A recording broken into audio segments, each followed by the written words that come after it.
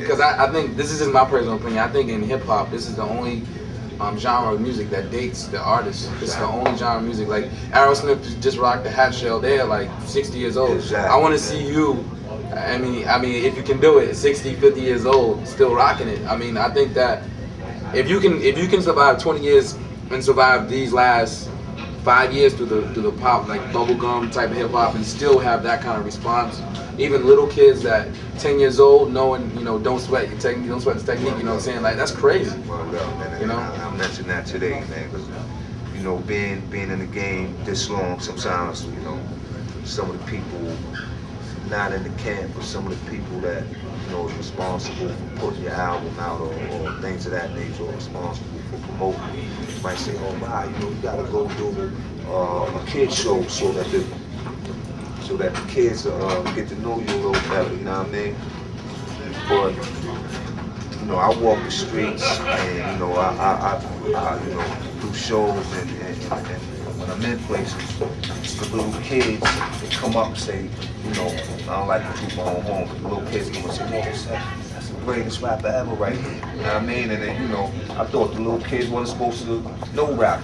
So, I mentioned that at the show today, Yeah, I know. little kids, I I'm heard like, that. oh, they not even supposed to know me. Yeah. You know what I mean? Yeah. But that's, some of the, negative vibes about rap, like you said, and why, can't, we see Houdini Yeah. doing the show today. They, when they records come on, I still move the same way I did the first time I heard Freaks come out at night, or you know what I mean? Why can't, we That's take care why it of was nice seeing Nice and Smooth. You know what I mean? That was dope. CL Smooth. Those are man, I legends. didn't even know they was, you know what I mean? They were like, yes sir. Yeah. But yeah, man, we need to take care of our art that we got here, man, and not let them dictate it and tell us, when it's time to, move on, or when it's, you know what I mean? Because, you look at the rap game, I'm not sure how it is in Boston, but in New York City, man, a hit record to come out, and then, they got to play so much on the radio to the point where Yeah.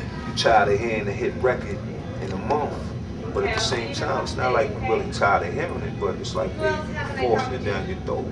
But then 2, 3 months later, you don't hear that anymore. It's like, yo, you know what? I want to hear Jesus Walks. I want to, you know what I mean? Like, why can't I hear that every day now? Or at least once a day. You know what I mean? So it's like we taking our trade, man, and kind of using it, man, making hit music and I want to touch on that real quick. I mean, this is sort of a controversial thing, maybe a question that you get all the time. If you don't want to answer it, it's cool.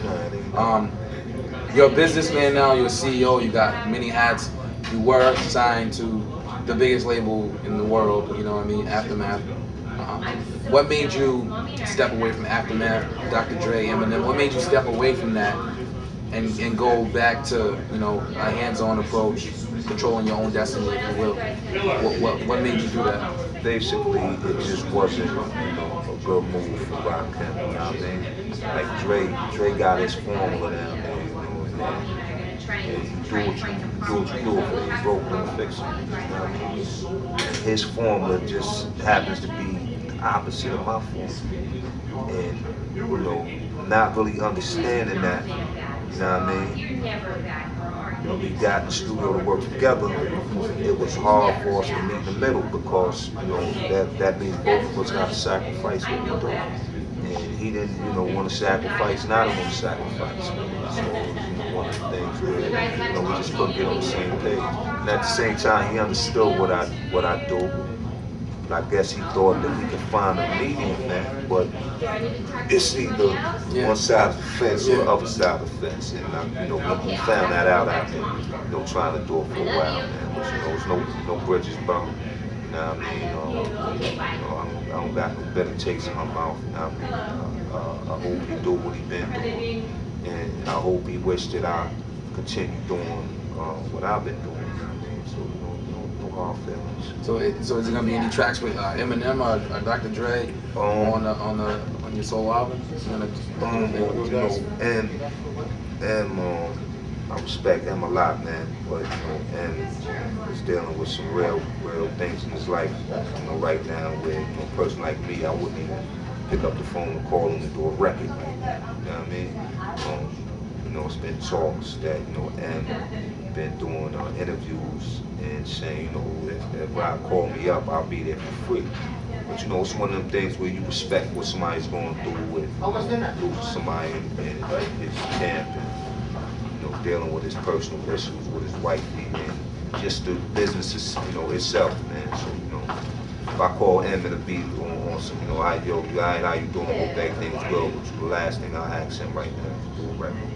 But you know, at the same time, Dre showed me a lot of love, you know, when I was coming back to New York, let me know if I need a track or something from him, holler at him.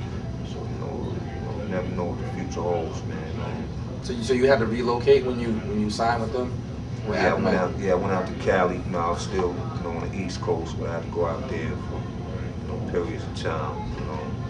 You know, I learned a lot out there, man. I got a chance to kind of deal with the California experience, man, and really, you know, sink in. You know, it's not only a big market over there. It's, you know, it's life, you know, going on over there where you can, you know, learn and see really what they're going through, man. Not just hearing it on the records or watching on the video, waking up there every day and you really understand what they're going through. You see the problems that they got. You broaden your horizons, and you know, hopefully I can take that and put something on a notebook where maybe I can, you know, really understand what their struggle is and write something that's relevant to them, and you know, they really feel it and maybe, you know, want to make a difference or know that they should make a difference. So, you know, make a change, man. You know, Cali, they going through a lot of, you know, a lot of hoodies over there, and I think a lot of it, you know, they should be hands off, man. You know, I think if they just had somebody to, you know, show them a choice, then I mean they'd be alright, man. You know, you know, it's a hood everywhere, man, and you know, we gotta understand we can fall victim to the environment, or you know, we can understand the environment and try to, you know, make a difference, man. You can't live in hell all your life, man. You know, it is a heaven. The thing is, the heaven is in you. If you understand that life will be a little easier.